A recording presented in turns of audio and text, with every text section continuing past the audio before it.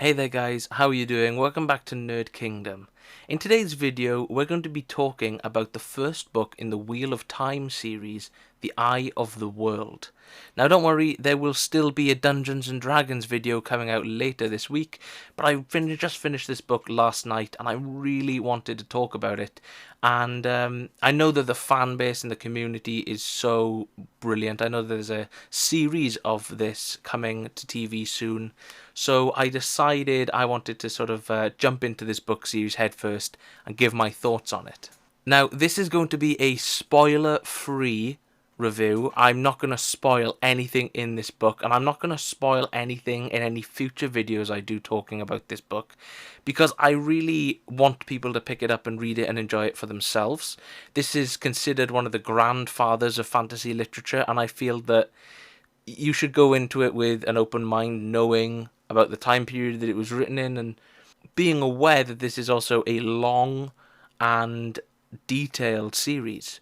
I mean, this book series is 14 books long, 14 main novels long, and each novel is around 800 pages in length. So it is a big series to read, and it's something that I've wanted to read for a very long time. So I first picked up this book, and I've heard a lot of people saying that with the opening sections of this book, that it really reminds them of The Lord of the Rings, and I can kind of see what they mean, right? Like, pretty much everyone knows the story of The Lord of the Rings, and in the beginning of The Lord of the Rings, you kind of have this fellowship, you have this group of people meeting up again and going off on their adventure to start their adventure together to defeat an evil ruler.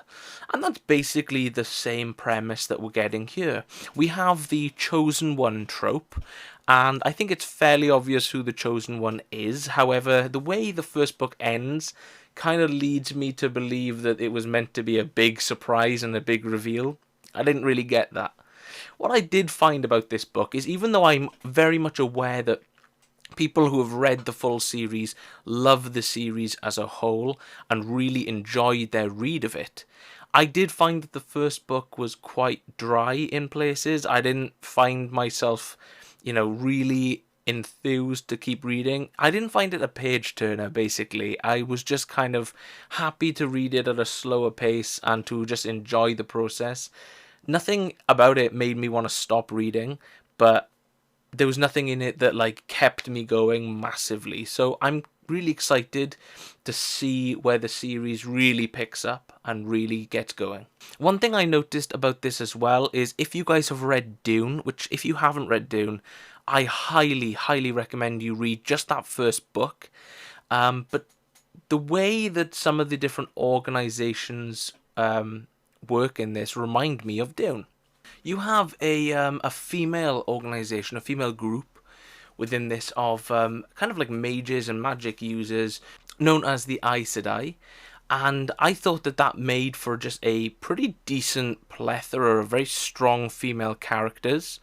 One thing that I found about this book that really surprised me is, and it's quite uncommon with sort of like that older style literature, I think, is that there are a really good variety of strong female characters in this, and there are also a really good variety of strong male characters. You get a really good blend, and I really like it. All of the characters to me seem quite interesting, and I feel like over the course of a 14 book long series, every character is just going to have their moment to shine, and I'm really excited to see where that comes and how that is actually going to go down. So we have our chosen one trope, our main character, who basically has the majority of the point of view scenes in this book, and that guy is called Rand al'Thor. He seems really awesome, really interesting. We've then got several other characters. We've got Matt, we've got Egwene, we've got Nynaeve, and we've got Perrin, and they're met up with kind of the more I suppose you could call them the main characters of the story, and then we get a multitude of additional characters thrown on in total. I think this entire series has several thousand named characters in it, and I gotta be honest, it took me a good portion of this book before I started realizing which character was which and who was specifically being talked about. So I think if you're reading this for the first time, it is definitely worth maybe picking up a guide or checking out the Wheel of Time encyclopedia. I used that, and it's broken down into books and chapters, and it helps you to summarize the chapters and the characters and things in a way that I felt like notes just didn't really help me with. Ultimately, though, I felt like this book was enjoyable, but I didn't really feel like it was amazing. It wasn't mind-blowing or absolutely incredible. It didn't walk new ground for me. Like, there are some books that I've read and they will do something that I've never seen done before in a book, and this didn't do that. It walked a path very well trod. Like, if you've read The Lord of the Rings, if you've read Dune, you will enjoy this book. There are a multitude of other influences that I think are worn kind of proudly on the sleeve here. But if you enjoy those kinds of novels, you will love this book if you've not read it. I did really enjoy it, and I'm excited for the rest of it. But I'm also excited to see where the Wheel of Time becomes the Wheel of Time and isn't just following in the tropes and following the paths set by these other novels. One thing I also found that was really interesting is, of course, with this book, I felt like Rand was very much the center of the story and the center of attention throughout it. But I also felt like the supporting characters of Matt and Perrin and Egwene and Nynaeve and some of the others that I don't really want to list off, I felt like those were incredibly well fleshed out characters. They felt very real, they felt flawed in places, they felt really interesting. The characters here definitely have their own flaws and their own weaknesses, and it's really interesting to see characters done so well.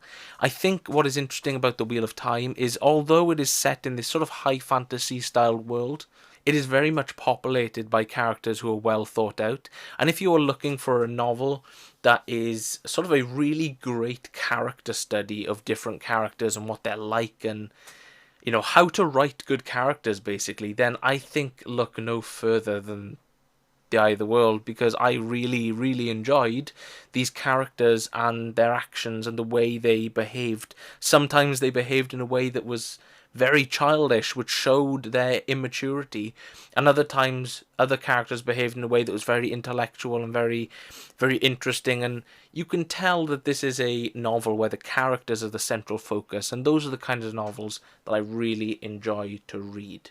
It's only a short video, guys, but that's just my thoughts on the first book of the Wheel of Time.